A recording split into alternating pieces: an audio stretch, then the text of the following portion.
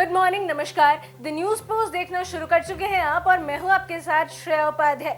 वक्त हो चला है झारखंड की बड़ी और महत्वपूर्ण खबरों से रूबरू होने का, लेकिन उससे पहले अगर आपने हमारे चैनल द न्यूज पोस्ट को सब्सक्राइब नहीं किया है तो जरूर कर ले। साथ ही बेल आइकन दबाना ना भूलें, जिससे हमारे वीडियोस के लेटेस्ट नोटिफिकेशंस आप तक सबसे पहले पहुंचे। तो आइए खबरों के सिलसिले की शुरुआत करते हैं और जानते हैं आज के मुख्य समाचार। रांची में लंबे समय के बाद रातों रोड एलिवेटेड कॉरिडोर बनकर तैयार हो गया है। अब इसे अंतिम रूप दिया जा रहा है और ये कॉरिडोर का इंतजार रांचीवासी लंबे समय से कर रहे थे, लेकिन अब वो समय बेहद नजदीक है जब इस ब्रिज पर गाड़ियां सर पर दौड़ती दिखेंगी। इसके उद्घाटन में खुद केंद्रीय परिवहन मंत्री नितिन गडकरी मौजूद रहेंगे। साथ ही इसकी जानकारी रक्षा राज्य मंत्री संजय सेठ ने दी है। वहीं आपको बता दें कि इस कॉरिडोर के बन जाने से पलामू लातेहार की ओर से आने वाली गाड़ियों को राहत मिलेगी। साथ ही एम्बुलेंस की सबसे बड़ी सुविधा मिलेगी और रिम्स या किसी अस्पताल जाने के लिए वह सीधे बिना किसी जाम में पड़े अपने गंतव्य तक पहुंच जाएंगे। पटना से रांची आ रही इंडिगो की फ्लाइट में बर्ड हिट हुआ है, जिससे एक बड़ा हादसा टल गया है। फ्लाइट संख्या 6C6152 120 पैसेंजर्स को लेकर रांची आ रही थी। तभी रांची से 22 किलोमीटर पहले अचानक पक्षी टकरा गया, जिसके बाद रांची एयरपोर्ट को सूचना दी गई और फ्लाइट की लैंडिंग बिरसा मुंडा एयरपोर्ट पर हुई है। लैंडिंग के पूर्व करीबन 40 मिनट तक रांची के बिरसा मुंडा एयरपोर्ट पर ही फ्लाइट उड़ान भरती रही। वहीं पक्षी टकराने से हवाई जहाज का हिस्सा क्षतिग्रस्त हुआ है, जिसे रिपेयर करने का काम किया जा रहा है। फ्लाइट के अंदर मौजूद लोगों के मुताबिक जब पक्षी टकराई तो सभी की चीख निकल आई थी। उन्हें लगा कि अब कुछ बड़ा हो सकता है, लेकिन पायलट की सूझबूझ से हादसा टल गया।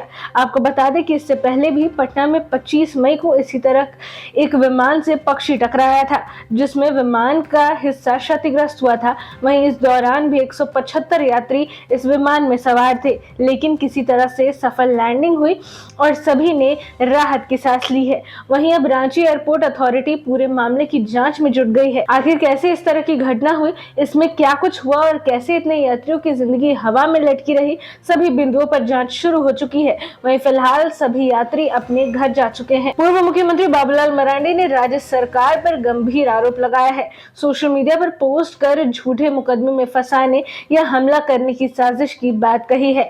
इस बयान के बाद झारखंड की राजनीति में भूचाल सा आ गया है।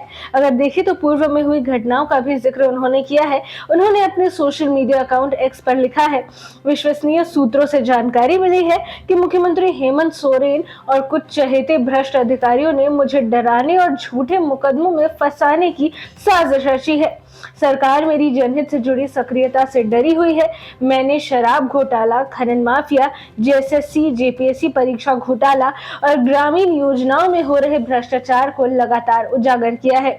इन मामलों को सामने लाने के कारण अब ये लोग निजी बदले की भावना से मेरे खिलाफ षड्यंत्र रच रहे हैं। हालांकि ये पहली बार नहीं है जब मुझे चुप कराने की कोशिश की जा रही है। इससे पहले भी शिकारीपाड़ा क्षेत्र में मुझ पर उग्रवादियों से हमला करवाने की योजना बनाई गई थी। वहीं उस समय मिली खुफिया जानकारी के बाद केंद्र सरकार ने मेरी सुरक्षा की जिम्मेदारी सीआरपीएफ को सौंपी थी। वहीं अब फिर से झूठे मुकदमे और चरित्र हनन के जरिए मुझे डराने की कोशिश की जा रही है। मैं हेमंत जी से और उनके अधिकारियों से ये स्पष्ट कहना चाहता हूं कि अगर आप ये सोचते हैं कि इस गिदड़ भक्की और झूठे आरोप मुझ पर लगाकर आप मुझे डरा सकते हैं, तो शायद आप मुझे नहीं जानते हैं। मैं भले ही कम बोलता हूं, लेकिन कभी भी डर कर पीछे नहीं हटा हूं। झारखंड ही नहीं, पूरा देश और जनता जानती है कि जब उग्रवादियों के हाथों मैंने अपने जवान बेटे को खोया, तब भी मैं डरा नहीं था। आपके सस्ते हथकंडे और चरित्र हनन के प्रयास मुझ पर और मेरे मार्ग से नहीं हटा सकते हैं। चाईबासा में हुई नक्सली मुठभेड़ में घायल जवानों को बेहतर इलाज के लिए रांची लाया गया है। 30 मई को चाईबासा जिले में नक्सलियों के साथ मुठभेड़ के दौरान सुरक्षा बल के जवान सुनील कुमार गंभीर रूप से घायल हो गए थे। पहले उन्हें इलाज के लिए राउरकेला में भर्ती कराया गया था, लेकिन उनकी हालत में सुधार नहीं हो रहा था, जिसके कारण उन्हें बेहतर इलाज के लिए रांची के राज अस्पताल लाया गया है। वहीं घायल जवान को राउरकेला से एयरलिफ्ट करके रांची लाया गया है। आपको बता दें कि सीआरपीएफ कोबरा जवान सुनील कुमार कुमार 29 मई को चाईबासा में चल रहे सर्च ऑपरेशन में शामिल थे और इसी दौरान वे आईईडी ब्लास्ट की चपेट में आ गए थे, जिसके बाद जवान को राउरकेला भेजा गया था, लेकिन वहां उनकी हालत बिगड़ती चली गई, जिसके बाद उन्हें बेहतर इलाज के लिए रांची के राज अस्पताल लाया गया। वहीं जवान को एयरलिफ्ट करके रांची एयरपोर्ट लाया गया, जिसके बाद एयरपोर्ट से ग्रीन कॉरिडोर बनाकर उन्हें राज अस्पताल लाया गया था। वर्तमान में भारत 5G के जमाने में जी रहा है, लेकिन जिले के सुदूर क्षेत्र अगर मेडिकल इमरजेंसी हुई तो एम्बुलेंस के रूप में खाट ही सहारा है। यूं कहे तो खाट एम्बुलेंस ही लोगों के लिए आखिरी मददगार साबित होती है। ऐसे में बानो प्रखंड से एक बार फिर से ऐसी ही तस्वीर सामने आई है। जंगल और पहाड़ से घिरे डुमरिया पंचायत के मारिकेल बाटी दरी गांव में रविवार को सड़क की सुविधा नहीं रहने से फिर खाट पर प्रसव पीड़ित को ले जाया गया। मारिकेट बाटी दरी निवासी सुमंती बागे 2 दिन से प्रसव पीड़ा से परेशान थी। गांव तक पहुंचने के लिए सड़क की सुविधा नहीं थी, जिसके कारण यहां एम्बुलेंस पहुंच नहीं पाया। वहीं इस कारण सुमति को अस्पताल जाने में काफी दिक्कत हो रही थी, जिसकी जानकारी डुमरिया पंचायत के मुखिया लूथर भुइयां और रौतिया समाज के अध्यक्ष रमेश सिंह को हुई। उन लोगों ने ग्रामीणों के साथ मिलकर सुमंती बागे को खाट पर लिटाकर 2 किलोमीटर की दूरी तय कर उन्हें पक्की सड़क पर पहुंचाने के बाद वहां से महेश सिंह ने अपनी कार से सुमति बागे को अस्पताल पहुंचाया। झारखंड में शराब घोटाले की जांच कर रही एसीबी ने जांच का दायरा बढ़ा दिया है। अब ये दायरा दिल्ली और हरियाणा तक पहुंच गया है। इस मामले में एसीबी ने झारखंड के एक वर्तमान अधिकारी सहित 15 लोगों को समन भी जारी किया है। सभी को पूछताछ के लिए तलब किया गया है। ऐसे में एसीबी ने वर्तमान उत्पाद सचिव मनोज कुमार, हाल ही में सेवानिवृत्त हुए तत्कालीन उत्पाद आयुक्त अमित प्रकाश को समन किया है। साथ ही साथ वहीं राज्य के अलग अलग जोन में कार्यरत प्लेसमेंट एजेंसियों के सीईओ, बोर्ड ऑफ डायरेक्टर्स को भी नोटिस भेजा गया है। इन सभी से 8 जून के बाद पूछताछ होगी। वहीं एसीबी सूत्रों ने समन जारी करने की पुष्टि की है। बता दें कि एसीबी अब तक की जांच में पूर्व उत्पाद सचिव विनय कुमार चौबे, संयुक्त उत्पाद आयुक्त गजेंद्र सिंह, जेएसबीसीएल के 2 पूर्व जीएम फाइनेंस सुधीर कुमार और सुधीर कुमार दास को गिरफ्तार कर लिया है। वहीं इस मामले में vision hospitality services and consultant private limited और मेसर्स मार्शन innovative security services private limited के 7 निदेशकों को पूर्व में ही नोटिस हो चुका है। इन कंपनियों के निदेशक से 3 और 4 जून को एसीबी कार्यालय में पूछताछ होगी। संपत्ति विवाद में ऐसी घटना जिसे सोचकर आपका भी दिल दहल उठेगा। धनबाद की झरिया के जोड़ा पोखर की मस्जिद पट्टी में घर में घुसकर बम का धमाका किया गया है। बम फोड़ने का आरोप शेरू खान पर लगा है। वहीं चाचा के साथ उसका संपत्ति विवाद चल रहा था। सोमवार की सुबह दोनों ने कुछ बकझक हुई, फिर शेरू खान पर आरोप है कि घर में घुसकर उसने बम फोड़ दिया। कमरे में रखे सामान जल गए, साथ ही घर भी क्षतिग्रस्त हुआ है। 2 बच्चियों के भी घायल होने की सूचना मिली है। वहीं जोड़ा पोखर पुलिस सूचना पर पहुंची है और मामले की जांच कर रही है। चाचा का नाम बेजान कुरैशी बताया जा रहा है। पलामू के हुसैनाबाद में सीओ साहब पर गुंडागर्दी करने का आरोप लगा है। इतना ही नहीं, जमीन विवाद को सुलझाने के बजाय मारपीट करने का भी आरोप उन पर लगा है। और तो और अंचलाधिकारी कर मारपीट का वीडियो भी वायरल हो रहा है। इतना ही नहीं, हुसैनाबाद थाने में शिकायत करने पर दरोगा द्वारा एक बार में आवेदन भी नहीं लेने का आरोप लगा है। दरअसल बेल बिघार निवासी रविंद्र कुमार मेहता ने अनुमंडल पदाधिकारी हुसैनाबाद और जिले के उच्च अधिकारी को पत्र लिखकर थाने में दिए गए आवेदन पर कोई कार्रवाई नहीं किए जाने का आरोप लगाया है। उन्होंने कहा कि 31 मई 2025 को उन्होंने हुसैनाबाद थाना में आवेदन देकर प्राथमिकता दर्ज कर कार्रवाई की गुहार लगाई थी। हुसैनाबाद थाना में आवेदन नहीं लिया गया। वहीं रविंद्र कुमार मेहता ने कहा कि उनके साथ आपराधिक एवं गंभीर घटनाएं घटी है। 31 मई 2025 को 2:30 से 3 बजे के बीच हुसैनाबाद अंचलाधिकारी पंकज कुमार, सीओ संतोष कुमार एवं अन्य पुलिसकर्मी अचानक उनके निर्माणाधीन आवासीय स्थल पहुंचे। उनके भाई के माध्यम से सूचना देकर उन्हें पुराने घर पर बुलाया, उनसे जमीन से संबंधित कागजात दिखाने को कहा। मौके पर पहुंचने पर खाता संख्या 133, प्लॉट संख्या 123, कुल रकबा 1.85 एकड़ से संबंधित वैध कागजात प्रस्तुत किए गए, जो दादा जवाहर मेहता और द्वारिका सुविधा मेहता के नाम पर खरीदी गई थी। धनबाद के सांसद ढुल्लू महतो क्या लालू प्रसाद यादव की कॉपी कर रहे हैं?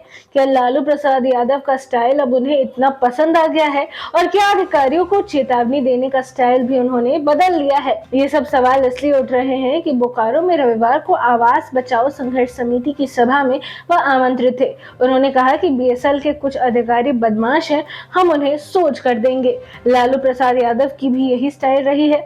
जब लालू प्रसाद बिहार के मुख्यमंत्री थे और धनबाद में आते जाते रहते थे तो अधिकारियों को इसी स्टाइल में वह चेतावनी देते थे। अभी भी स्वास्थ्य साथ नहीं देने के बावजूद भी इसी तरह की बोली वह बोलते रहते हैं। खैर, बोकारो में आवास बचाओ संघर्ष समिति के बैनर तले रविवार को बोकारो सेक्टर 12 दुर्गा पूजा मैदान में आक्रोश सभा हो रही थी। ये सभा सेक्टर 161 ब्लॉक स्थित क्वार्टरों को क्षतिग्रस्त बताकर तोड़े जाने के सिविल मैनेजमेंट के निर्णय के खिलाफ थी। इस पर सांसद ढुल्लू महतो ने कहा कि इन आवासों से पहले एडीएम बिल्डिंग बना है, बीएसएल प्रबंधन पहले उनको तोड़े। उन्होंने आगे कहा कि कुछ अधिकारी बदमाश हैं, उन्हें सोच कर देंगे। उन्होंने लोगों को भरोसा दिलाया कि आवासों को तोड़ने नहीं दिया जाएगी, साथ ही इन घरों की मरम्मत होनी चाहिए। बीएसएल मैनेजमेंट को बहुत जल्द आवास में रह रहे लोगों के पक्ष में निर्णय लेना ही होगा। बोकारो धनबाद संसदीय क्षेत्र में पड़ता है और ढुल्लू महतो धनबाद की तरह बोकारो में भी सक्रिय हैं। वहीं फिलहाल बोकारो में आवास की समस्या बड़ी बात बनती जा रही है। धनबाद के झरिया के रंगदारों ने लेवी वसूलने में उग्रवादियों को भी पीछे छोड़ दिया है। झरिया में एक ऐसी घटना हुई है जो पुलिस से लेकर सरकार के लिए भी बड़ी चुनौती बन गई है। दरअसल रंगदारी के लिए 1100 फीट नवनिर्मित सड़क को जेसीबी लगाकर खोद दिया गया है। आश्चर्य की बात तो यह है कि शनिवार के दिन में इस सड़क का काम हुआ और उसी दिन रात 2 बजे के बाद उसे जेसीबी लगाकर कबाड़ दिया गया। इस संबंध में झरिया थाने में प्राथमिकता दर्ज कराई गई है और उपेंद्र सिंह को इसके लिए जिम्मेदार बताया गया है। वहीं खास झरिया शिव मंदिर से गोपालीचक तक 2700 फीट पीसीसी पथ निर्माण का कार्य आवंटित हुआ था। झरिया विधायक रागनी सिंह ने 11 अप्रैल को काम का शिलान्यास भी किया था। वहीं शनिवार को 1100 फीट सड़क का निर्माण कर लोग घर चले गए थे। वहीं बचे हुए काम के लिए रविवार का दिन रखा गया था, पर रविवार को जब लोग वहां पहुंचे तो देखा कि सड़क को पेलोडर से पूरी तरह से उखाड़ दिया गया है। साइट पर रखी सामग्री की भी चोरी करने का आरोप लगाया गया है। वहीं कोयलांचल में रंगदारी वसूली के अब तक कई नमूने देखे जाते हैं, लेकिन ये एक ऐसा उदाहरण है जो सबको चौंका रहा है। झरिया थाने को दी गई शिकायत में उपेंद्र सिंह नामक व्यक्ति को इसके लिए जिम्मेदार बताया गया है। वहीं श्रवण कुमार राम ने झरिया थाने में इसकी प्राथमिकी दर्ज कराई है। आरोप लगाया है कि खास झरिया निवासी उपेंद्र सिंह ने मुझे और मेरे पार्टनर को साइट पर आकर धमकाया था और कहा था कि 1 लाख की रंगदारी दो, नहीं तो काम नहीं करने देंगे। ऐसे में अगर काम करोगे तो नुकसान में डाल देंगे। रंगदारी वसूली का अचंभित करने वाला ये मामला कोयलांचल में चर्चा का विषय बना हुआ है। ऐसे में देखना है कि पुलिस रंगदारी वसूली के इस नए तरीकों को कितना गंभीरता से लेती है। झारखंड में जब से स्वास्थ्य विभाग की कमान डॉक्टर इरफान अंसारी ने संभाली है, तब से राज्य में स्वास्थ्य के क्षेत्र में कई सारे काम धरातल पर हुए हैं। अब चाहे बात करें रिम्स 2 की या फिर चलंत ग्राम क्लिनिक की, ऐसे में अब राज्य में आदिम जनजाति बहुल्य गांव तक बेहतर और जल्द से जल्द स्वास्थ्य सुविधा उपलब्ध कराने को लेकर स्वास्थ्य विभाग ने राज्य में नई योजना को विस्तार दिया है। बताते चले कि ये आदिम जनजाति वैसी जनजातियां हैं जो राज्य में आदिकाल से चल रही हैं। वहीं राज्य में श्रेणी के 32 जनजातियों को चिन्हित किया गया है। इनमें संथाल, उरांव, मुंडा, हो, खरवार, लोहरा, खड़िया और भूमिज शामिल हैं। वहीं स्वास्थ्य विभाग के अनुसार झारखंड के विभिन्न जिलों में आदिम जनजाति समुदाय के करीबन 75,000 परिवार शामिल हैं, जो ज्यादातर सुदूरवर्ती इलाके में रहते हैं। इसको देखते हुए आदिम जनजाति को बेहतर चिकित्सा सुविधा उपलब्ध कराने के लिए सरकार ने चलंत ग्राम क्लिनिक संचालित करने की योजना बनाई है। इसके लिए 120 चलंत चिकित्सा दलों का गठन भी किया जा चुका है और इसके संचालन और प्रबंधन के लिए 5.94 करोड़ रुपए की स्वीकृति भी दी जा चुकी है। चलंत ग्राम क्लिनिक के संचालन के तहत राज्य के अलग अलग जिलों को राशि मिली है, जिसमें रांची को 19.68 लाख रुपए, जमशेदपुर को 19.68 लाख रुपए और गुमला और चाईबासा को भी 19.68 लाख रुपए मिले हैं। वहीं दुमका को 29.52 लाख रुपए, जामताड़ा को 9.84 लाख रुपए, लातेहार को 9.84 लाख रुपए, साहिबगंज को 49.20 लाख रुपए और इसी क्रम में लोहरदगा, खुटी, सिमडेगा, बोकारो, सरायकेला खरसावा, कोडरमा, धनबाद, पाकुड़, रामगढ़, गिरिडीह, हजारीबाग और देवघर को 9.84 लाख रुपए और वहीं पलामू को 44.28 लाख रुपए आवंटित किए गए हैं। सरायकेला जिले के राजनगर थाना से महज 1 किलोमीटर की दूरी स्थित मुरमुडी में एक महिला की हत्या कर दी गई है। राजनगर पुलिस को मिली जानकारी, जिसके बाद राजनगर थाना प्रभारी चंचल कुमार दल बल के साथ घटना स्थल पर पहुंचे और शव को कब्जे में लेकर जांच में जुट गए हैं। घटना के संबंध में बताया जा रहा है कि रात्रि करीबन 2 बजे मुरमुडी मांझी टोला में सीताराम मार्डी ने अपनी पत्नी फूलमणि मार्डी की हत्या उस वक्त की जब उसकी पत्नी सोई हुई थी। उन्होंने लोहे के रड से अपनी पत्नी के सिर पर वार किया और उस वक्त उनके परिवार के सभी सदस्य अपने घर पर सो रहे थे। सुबह फूलमणि का शव खाट पर पड़ा मिला। वहीं इसकी सूचना राजनगर पुलिस को दी गई है। पुलिस पूरे मामले की छानबीन में जुट गई है। उनके परिजनों ने कहा कि सीताराम मार्डी की दिमागी हालत ठीक नहीं है। इधर मृतक फूलमणि का मायका पश्चिम बंगाल के डेबरो थाना क्षेत्र में पड़ता है। वहीं घटना की सूचना मायके वालों को दे दी गई है। लोअर नगरी जमशेदपुर में इन दिनों अपराधियों का तांडव देखने को मिल रहा है, जहां आए दिन बेखौफ अपराधी हत्या, लूट जैसे खौफनाक वारदातों को अंजाम दे रहे हैं।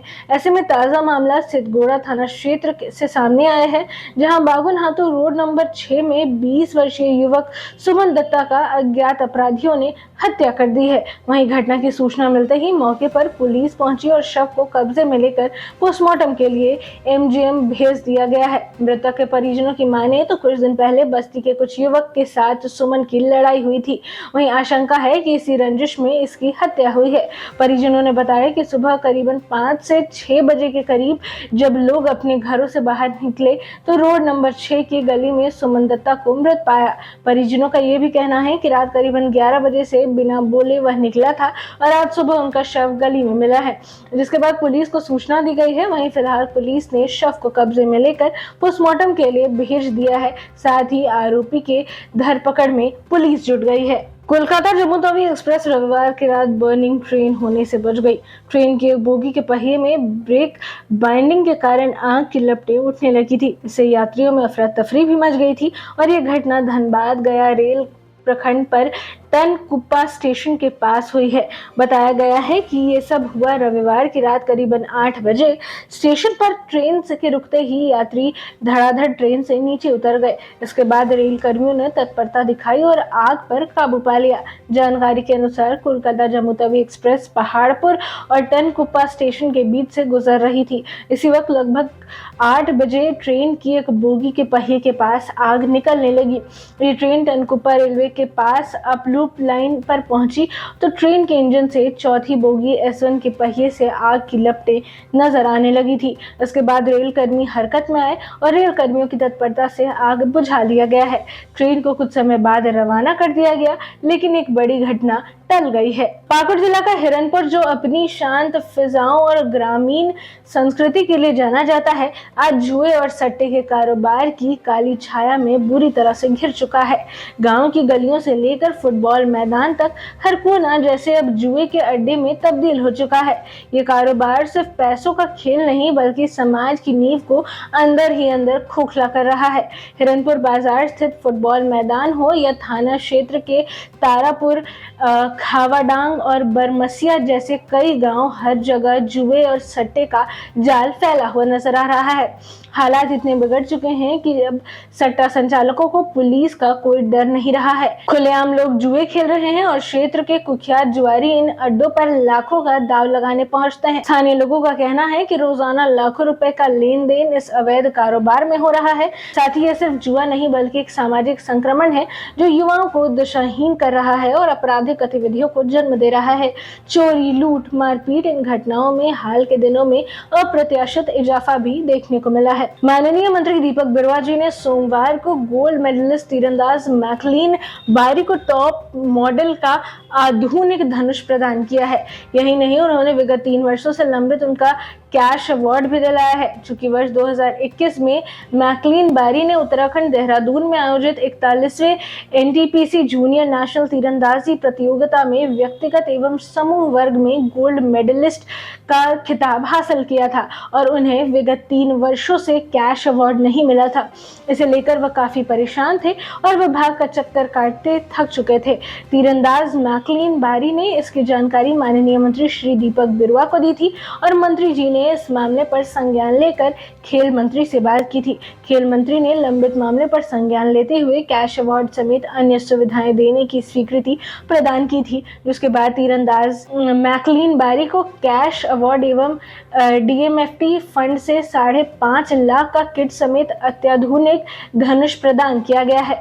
मंत्री श्री दीपक बिरुवा ने सोमवार को आधुनिक धनुष प्रदान करते हुए मैकलीन बारी का मनोबल बढ़ाया और उनके उज्जवल भविष्य की कामना करते हुए देश और राज्य के लिए बेहतरीन खेल प्रदर्शन करने की भी बात कही है। कालाटोला गांव में गंभीर पेयजल संकट को लेकर ग्रामीणों का गुस्सा सोमवार को सड़क पर फूट पड़ा। गांव में पानी की भारी किल्लत के चलते ग्रामीणों ने आमड़ापाड़ा पाकुड़ मुख्य सड़क के 2 घंटे जाम कर दिया था। वहीं सड़क जाम के कारण दोनों और वाहनों की लंबी कतारें लग गई थी और राहगीरों को भारी परेशानी का सामना करना पड़ रहा था। ग्रामीणों ने बताया कि वर्षों से गांव में पेयजल की कोई ठोस व्यवस्था नहीं है और हालात इतने बदतर हैं कि लोग पुराने कुओं की सफाई कर पानी निकालने को मजबूर हैं। हाल ही में कुएं की सफाई के दौरान एक बड़ा हादसा हो गया था जब एक ग्रामीण मिट्टी धंसने से कुएं में दब गया था। 7 घंटे की कड़ी मशक्कत के बाद उसे सुरक्षित बाहर निकाला गया, लेकिन इस घटना के बाद लोगों में आक्रोश और बढ़ गया था। बिहार की राजनीति में हलचल और तेज हो गई है। लोक जनशक्ति पार्टी रामविलास के प्रमुख चिराग पासवान को लेकर एक नया वीडियो जारी कर दिया गया है, जिसमें सियासी तापमान बढ़ा दिया है। वीडियो की शुरुआत दमदार शब्दों से होती है, बिहार आ रहा हूं मैं, जो सीधे तौर पर आगामी विधानसभा चुनाव के लिए इरादे और इशारे करता है। वीडियो में चिराग को बिहार के विभिन्न हिस्सों, जनता से संवाद, जनसभाओं और युवाओं के बीच दिखाया गया है। बैकग्राउंड में चल रहे भाषणों और स्लोगनों में बिहार फर्स्ट विजन को दोहराया गया है, जो उनकी राजनीतिक रणनीति का मुख्य हिस्सा है। इस वीडियो के जारी होते ही चर्चा तेज हो गई है कि चिराग पासवान सीधे विधानसभा चुनाव लड़ सकते हैं। पहले से ही शेखपुरा या किसी सामान्य सीट से उनके मैदान में उतरने की अटकलें लगाई जा रही थी और अब इस वीडियो ने उस अटकलों को और मजबूती दे दी है। आगामी 11 जुलाई से मास व्यापी राजकीय श्रावणी मेला 2025 का आयोजन किया जा रहा है। इस मेले में स्वास्थ्य विभाग की कड़ी भूमिका होगी, क्योंकि लाखों श्रद्धालु प्रतिदिन देवघर आते हैं। ऐसे में इनके स्वास्थ्य के प्रति विभाग गंभीर है और लगातार इस आयोजन को लेकर विधि व्यवस्था बनाने में लगी है। वहीं इस मौके पर झारखंड के स्वास्थ्य मंत्री इरफान अंसारी ने कहा कि इस बार श्रावणी मेले में स्वास्थ्य विभाग की ओर से बहुत बढ़िया व्यवस्था रहेगी। दवाई, एम्बुलेंस की मुकम्मल व्यवस्था और विशेषज्ञ डॉक्टर के अलावा नर्स की संख्या भी पिछले साल के मुकाबले ज्यादा रहेगी। मुख्यमंत्री नीतीश कुमार ने आज सोमवार को राजधानी पटना के विकास कार्यों की प्रगति का जायजा लेते हुए Mithapur Mahuli 4 lane elevated road और पुनपुन सस्पेंशन ब्रिज समेत कई अहम परियोजनाओं का निरीक्षण किया है। बता दें कि इस निरीक्षण के दौरान मुख्यमंत्री ने अधिकारियों को स्पष्ट निर्देश दिया कि बचे हुए कार्यों को तेजी से पूरा करें, ताकि लोगों को यातायात में राहत मिल सके और जाम की समस्या से छुटकारा मिले। निरीक्षण की शुरुआत मुख्यमंत्री ने मीठापुर फ्लाईओवर गोलंबर से की, जहां उन्होंने परियोजना से जुड़ी तकनीकी जानकारियां अधिकारियों से प्राप्त की। बताया गया है कि एलिवेटेड रोड सिपारा पुल के ऊपर से गुजरते हुए महुली तक जाएगा। मुख्यमंत्री ने विशेष रूप से ये उल्लेख किया है कि इस सड़क के बन जाने से बाईपास और मुख्य शहर के बीच की कनेक्टिविटी बेहतर होगी। साथ ही मीठापुर रेलवे क्रॉसिंग के पास बनने वाली सर्विस रोड से स्थानीय लोगों को भी बड़ी राहत मिलेगी। पश्चिम सिंहभूम जिले में करोड़ों की लागत से बनने वाली सड़कें किस कदर चढ़ने लगी हैं, भ्रष्टाचार की भेंट अगर ये देखना हो तो चाईबासा हाट गम्हरिया NH 75E मुख्य मार्ग को जाकर देख सकते हैं। जबकि उक्त सड़क का निर्माण कार्य 1 माह ही पूर्व हो चुका था, लेकिन 1 माह पूर्व बने सड़क जगह जगह से धंसने लगे हैं, जिसके कारण सड़क खराब हो गई है। वहीं राहगीर अपनी जान को जोखिम में डालकर अपनी यात्रा तय कर रहे हैं। जमशेदपुर कदमा पुलिस को एक बड़ी सफलता हाथ लगी है, जहां पुलिस ने हथियार खरीद बिक्री करने के आरोप में 3 युवकों को गिरफ्तार कर लिया है। इन तीनों की गिरफ्तारी आज सुबह कदमा थाना क्षेत्र के खरखई नदी तट से की गई है। वहीं इन तीनों के पास से एक देसी ऑटोमेटिक लोडेड पिस्टल और एक देसी कट्टा, वहीं 2 गोली पुलिस ने बरामद की है। अंदर सिटी एसपी कुमार शिवाशीष ने प्रेस वार्ता कर जानकारी देते हुए कहा कि आज सुबह एसएसपी को गुप्त सूचना मिली थी कि नदी तट पर अपराधी प्रवृत्ति के युवक नजर आ रहे हैं, जिसके बाद एसएसपी के निर्देश पर तत्काल एक कदमा थाना प्रभारी ने नेतृत्व में एक टीम का गठन किया था। टीम ने नदी के तट पर जाकर छापेमारी कर तीनों को गिरफ्तार किया और पुलिस के जांच में इन लोगों के पास हथियार बरामद किए गए हैं। सिटी एसपी ने कहा कि इसमें से 2 हथियार विक्रेता हैं और एक हथियार खरीदने आया था। वहीं हथियार के विक्रेता 2 युवक बिष्टुपुर के निवासी हैं और हथियार खरीदने वाला जुगसलाई का रहने वाला है। बिहार में इस साल होने वाले विधानसभा चुनाव को लेकर तैयारियां तेज हो चुकी हैं। चुनाव आयोग की ओर से संकेत दिए जा रहे हैं कि इस बार चुनाव 3 चरणों में कराए जा सकते हैं। खास बात यहाँ ये है कि राज्य के सबसे बड़े सामाजिक और सांस्कृतिक त्योहारों में से एक छठ पर्व को दृष्टिगत रखते हुए मतदान की तिथि का निर्धारण किया जाएगा। वहीं सूत्रों के मुताबिक चुनाव आयोग स्थानीय परिस्थितियों, त्योहारों के कैलेंडर, कानून व्यवस्था और प्रशासनिक तैयारियों को ध्यान में रखते हुए चुनावी कार्यक्रम तैयार कर रही है। चूंकि छठ पूजा नवंबर के दूसरे सप्ताह में है, इसलिए ये संभावना जताई जा रही है कि मतदान की प्रक्रिया छठ से पहले हो या फिर चरणों की योजना इस तरह बनाई जाए कि त्योहारों के दौरान मतदान ना हो। क्वालिफायर 2 मैच में पंजाब किंग्स ने मुंबई इंडियंस को 5 विकेट से हराकर पहली बार फाइनल में जगह बना ली है, जहां कप्तान श्रेयस अय्यर ने नाबाद 87 रन की शानदार पारी खेली, जिसमें 8 छक्के उन्होंने जड़े। वहीं नेहल वढेरा ने 48 रन 29 गेंद में और जोश इंग्लिश ने 38 रन 21 गेंद में बनाकर टीम को अच्छी शुरुआत दी है। वहीं कल के मैच में मुंबई के लिए सूर्य कुमार यादव और तिलक वर्मा ने क्रमश 44-44 रन बनाए, लेकिन टीम 202 रन का स्कोर भी नहीं कर पाई।